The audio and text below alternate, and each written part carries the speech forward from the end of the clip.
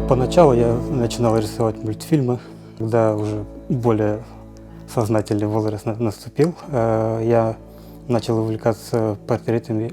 Когда мне было 12 лет, я узнал, что у нас в поселке есть кружок для рисования. Решил сходить, там была своя атмосфера, более творческая. И рисовать там было одно удовольствие.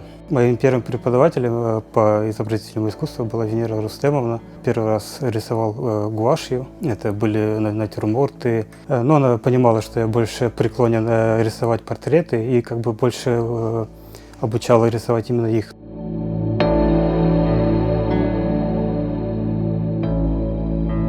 Когда я закончил школу, у меня в мыслях было поступить на архитектора.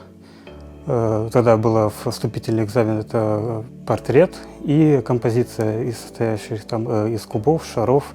Портрет я нарисовал отлично, но композиция немного получилась не так, как надо. В итоге я поступил на инженера-строителя на факультет теплогазоснабжения и вентиляции. Проучился я там 4 года. В течение этих 4 лет я как-то не связывал свою жизнь с изобразительным искусством, больше решил акцентировать свое внимание на учебе. Спустя несколько лет, это было 3 года, я успел отслужить в армии. Затем, когда первый раз объявили карантин, все было закрыто, сидеть надо было дома, я вспомнил, что я еще умею рисовать. После долгого периода застоя я нарисовал портрет своей мамы, и после этого я каждый день старался рисовать. Сначала это были маленькие зарисовки, небольшие, но уже спустя много времени я уже начал переходить на большие форматы. Я выбираю исходник для своих работ очень тщательно, долго. В основном это может даже превышать сам процесс работы.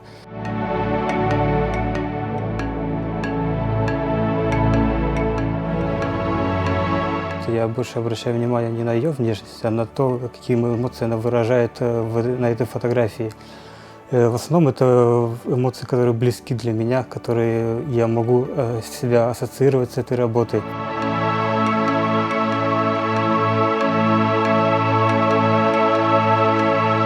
Мне нравится, когда в моих картинах есть какая-то жизнь, некая динамика.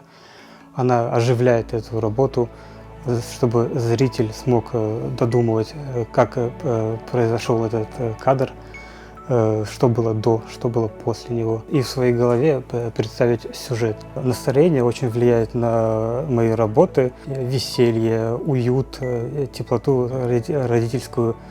То я изображаю детей. В основном они красочные, веселые. События, которые тоже влияют на меня, больше сопереживательные, то это могут быть портреты стариков. В основном у меня передают грусть, беспокойность.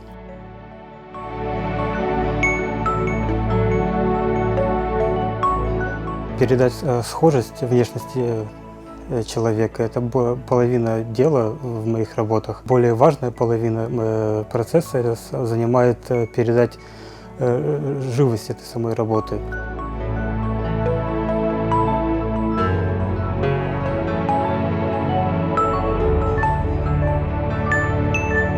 Свои работы я пишу очень долго. Это занимает не один день, это может занимать и месяца. Это очень кропотливая работа. Я больше стараюсь акцентировать свое внимание на деталях. До тех пор, пока сам не поверю в искренность изображения на этой работе. А за счет этой игры теней достигается реалистичность.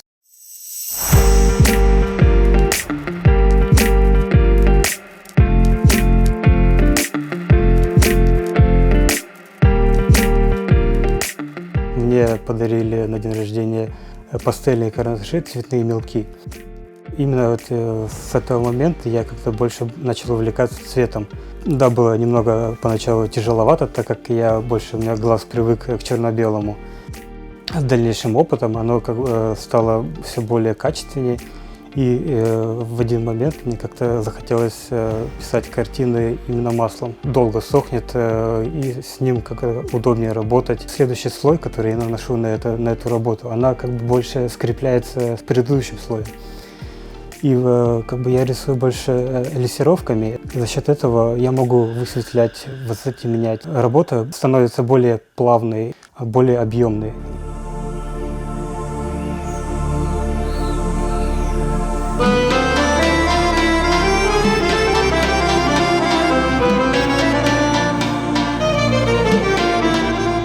затрагиваю в своих работах тему крымско-татарской истории, а именно это депортация крымско-татарского народа. Важной задачей в своей работе было передать всю боль, всю горечь. Меня вдохновил фильм Ахтема Сетаблаева «Хайтарма». Финальные кадры фильма закрепились в моей голове, и образ матери, держащего своего ребенка во время депортации, рожденного в вагоне, произвел на меня неизгладимое впечатление. Задачей было передать ту боль, которую испытывали люди в то время. И так, чтобы сам зритель смог прочувствовать